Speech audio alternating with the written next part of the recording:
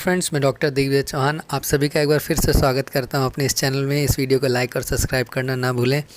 Friends, आज हम चर्चा करेंगे फाइब्रो एडिनोमा ऑफ ब्रेस्ट और इसी के अपोजिट फाइब्रोसिस्टिक ब्रेस्ट या फाइब्रो एडिनोसिस ऑफ ब्रेस्ट। चर्चा करेंगे इनमें से कौन सा ट्यूमर कैंसर में परिवर्तित हो सकता है और कौन सा नहीं, और इनको पहचानने के क्या हैं अलग अलग लक्षण और होम्योपैथी में इसके क्या है बेहतर इलाज। तो चलिए जान लेते हैं क्या है फाइब्रोएडिनोमा, और इसी के साथ साथ मैं दूसरी तरफ तुलना करता चलूँगा फाइब्रोसिस्टिक ब्रेस्ट या फाइब्रोएडिनोसिस। इनके यह लक्षण देखकर आप इन्हें आसानी से पहचान सकते हैं। फाइब्रोएडिनोमा सामान्यतः एक ब्रेस्ट में होता है और उसी के विपरीत फाइब्रोएडिनोसिस दोनों ब्रेस्ट में देखा जाता है। फाइब्रोएडिनोमा के केस में ब्रेस्ट में दर्द नहीं होगा, पर फाइब्रोएडिनोसिस के केस में दर्द एक सामान्य फीचर है कि मासिक के साथ रिलेटेड हो सकता है। अर्थात जब स्त्री को मेंसेस आने वाला हो या हो रहा हो उस समय फाइब्रोएडिनोसिस के केस में ब्रेस्ट में पेन हो सकता है। दूसरा, जब आप फाइब्रोएडिनोमा का ब्रेस्ट छुएंगे तो आपको ट्यूमर की जो मार्जिन होंगी वो आपको वेल डिफाइंड, मतलब आप समझ पाएंगे कि हाँ ये ऐसा गोल गोल है, और जब ये छुएंगे तो हल्का सख्त आपको नज़र आएगा और इधर से उधर मोबाइल होगा, रबर की तरह एक लंप की तरह आपको महसूस होगा।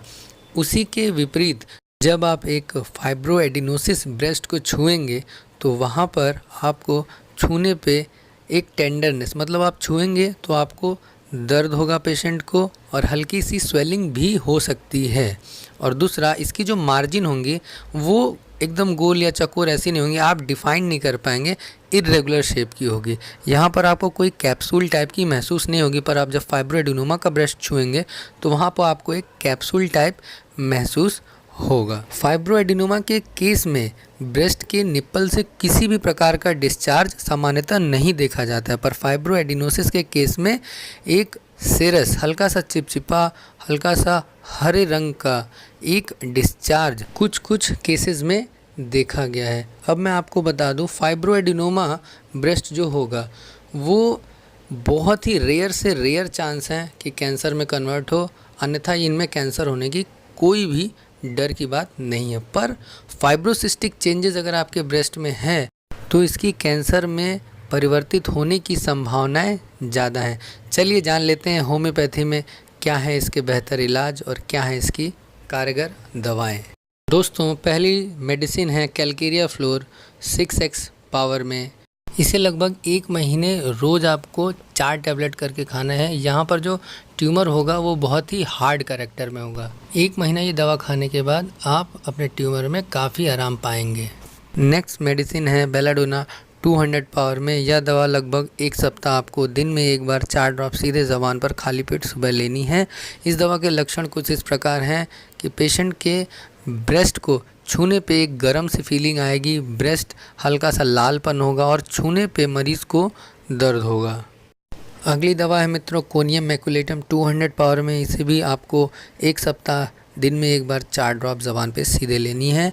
यह दवा उन मरीज़ों को देनी है जिनमें कभी ब्रेस्ट में चोट लगने की हिस्ट्री है।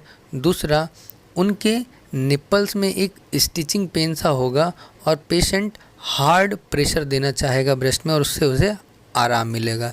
ब्रेस्ट में मेंसेस के समय और मेंसेस से पहले थोड़ी सी टेंडरनेस होगी। नेक्स्ट, फाइटोलॉका डेकेंडेंट 200 पावर में। इसे भी 1 सप्ताह दिन में 4 ड्रॉप कर लेनी है। इस दवा के लक्षण कुछ इस प्रकार हैं कि ब्रेस्ट छूने पे बहुत ही सेंसिटिव होगा और हार्ड फीलिंग आएगी। जब माताएं अपने बच्चों को दूध पिला रही होंगी तो वहाँ से दर्द रेडिएट होकर पूरी बॉडी में दर्द सा महसूस होगा और इनके काख की, मतलब एक्जिला में जो ग्लैंड्स होंगी, टॉन्सिल होंगी, वो फूली महसूस होंगी।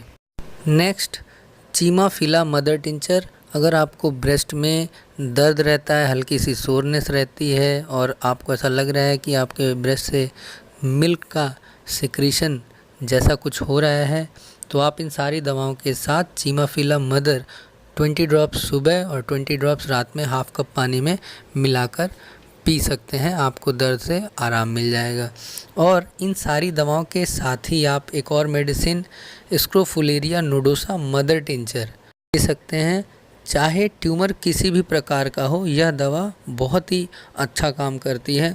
इस दवा का सेवन आपको 10 ड्रॉप सुबह, 10 ड्रॉप रात में हाफ कप पानी में मिलाकर लगभग 1 से 2 महीने करनी है। आपका ट्यूमर आस्ते आस्ते गल जाएगा। अगर इन दवाओं से भी आपको आराम नहीं मिलता है तो आप मेरे व्हाट्सएप पे मुझसे कंसल्ट कर सकते हैं। दोस्तों, ये वीडियो आपको कैसा लगा, इसे प्लीज़ लाइक और सब्सक्राइब करना ना भूलें। धन्यवाद।